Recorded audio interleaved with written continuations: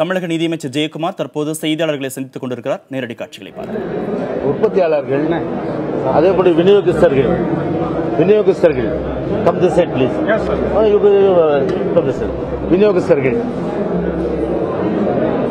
இவர்களுடைய நலன்கள் பாதுகாக்கப்பட வேண்டும் என்ற அடிப்படையில் இவர்கள் பல்வேறு கோரிக்கைகள் அரசிடம் எங்களிடம் கொடுத்த காரணத்தினால் மாண்புமிகு முதலமைச்சர் அவருடைய அறிவுரை பெற்று ஜிஎஸ்டி கவுன்சிலில் நம்முடைய மாநிலத்தினுடைய வர்த்தகர்கள், அதே போன்று வணிகர்கள், சிறு வியாபாரிகள், எல்லா தரப்பட்ட வணிகத்தில் ஈடுபட்டிருக்கின்ற எல்லா தரப்பட்ட வணிகர்களுடைய நலன்கள் காக்கப்படும் என்ற அடிப்படையில் கோரிக்கைகள் கன்சால்டேட் செய்யப்பட்டு கொடுக்கப்பட்டது.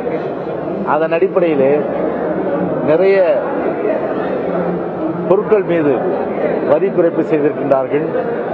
சில பொருட்கள் மீது வரியே இல்லாமல் செய்திருக்கிறார்கள்.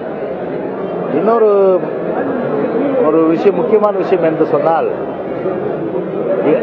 முன்பு 50 லட்சம் ரூபாய் இருந்த 50 லட்சம் ரூபாய்க்கு டர்ன் ஓவர் இருந்தால் அவர்களுக்கு வரி விதிப்பு இருந்த நிலை இப்பொழுது 75 லட்சம் ரூபாயாக அந்த டர்ன் ஓவர் தொகை உயர்த்தப்பட்டு அதன் மூலம் அவர்கள் 1, 2, 3 இந்த வரி சதவீதத்தில் மட்டும்தான் அவர்கள் உட்படுவார்கள்.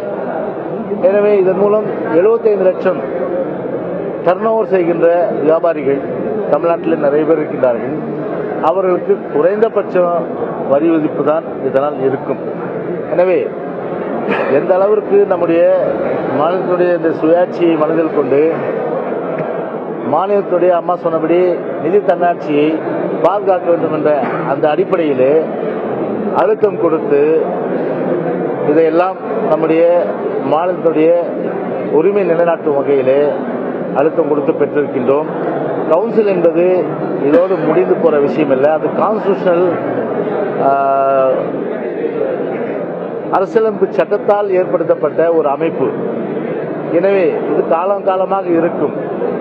எனவே இது அமல்படுத்தும் போது இதிலே நம்முடைய வியாபாரிகள், வர்த்தகர்கள், தொழில் முனைவோர்கள், தொழிலதிபர், தொழிலாளர்கள், தொழில் முனைவோர்கள், இப்படி பல்வேறு தரப்பட்ட டீலராக இருந்தாலும் கூட சரி, அவர்களுக்கு அதிலே வரி விதிப்பிலே அவர்கள் ஏதேனும் அவர்களுக்கு பிரச்சனை இருந்தால் கூட வருகின்ற காலத்திலே ஜிஎஸ்டி கவுன்சிலர் அதை நாம் தெரிவித்து கூட அந்த குறைகளை தீர்த்துக் கொள்ளலாம். எனவே இதோட ஜிஎஸ்டி ஒரே நாடு ஒரே வரி என்ற அடிப்படையிலே இது அமல்படுத்தப்பட்டவுடன் அந்த கவுன்சில் முடிவு பெறுவதில்லை. கவுன்சில் என்பது ஆண்டாண்டு காலம் தொடர்ச்சியாக இருக்கின்ற ஒன்று.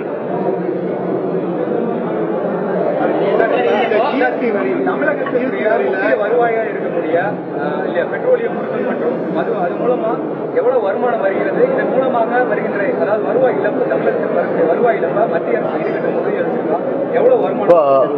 அதுதான் நம்முடைய மாண்புமிகு அம்மா அவர்கள் தெளிவாகவே இந்த 101 அமெண்ட்மெண்ட் கொண்டு வரும்போது, ஒரே நாடு ஒரே வரி என்ற அந்த திருத்தம் கொண்டு வரும்போது, ஜிஎஸ்டி கொண்டு வரும்போது நம்முடைய வரி வருவாய் குறையக்கூடாது எந்த விதத்திலும். அதிலே பிரதானமாக இருப்பது நம்முடைய பெட்ரோலியம் ப்ராடக்ட்ஸ் வரி, அதே போன்று மதுபான லிக்வர் அந்த வரி.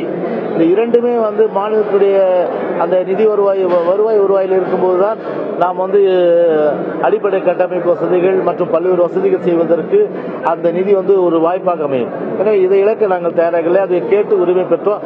அதனால் என்ன பல அம்மா அந்த